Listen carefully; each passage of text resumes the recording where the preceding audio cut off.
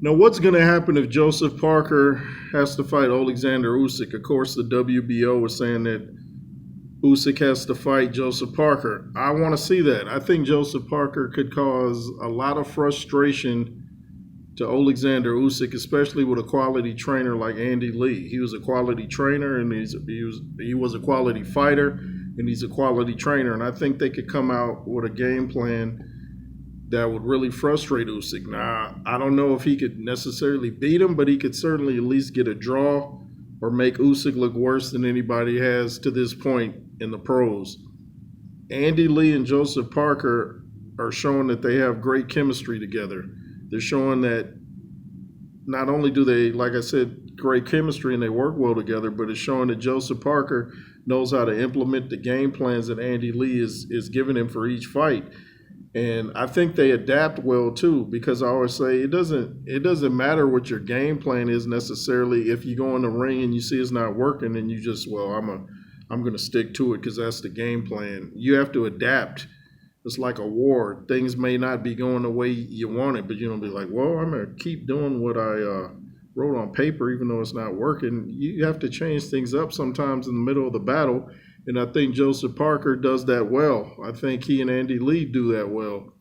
And of course, Joseph Parker had to make adjustments in his fight with Zhilei Zhang because he had some scary moments.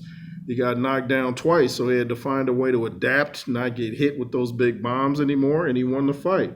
He didn't have to do so much adjusting against Deontay Wilder because Wilder looked like he was dazed the whole fight. He looked like he didn't even really want to fight.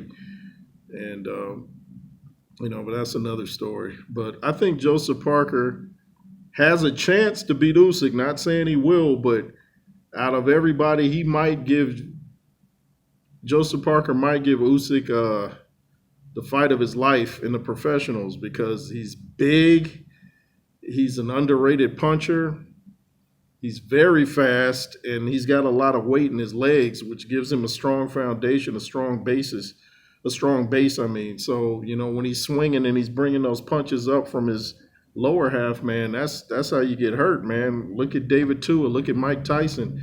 These dudes had big legs and they would swing and, hurt you because they're putting their core into it, their legs. And we know Usyk doesn't take the best body punches. So I think Andy Lee and Joseph Parker would come out with a great game plan to go from body, head, and stuff like that.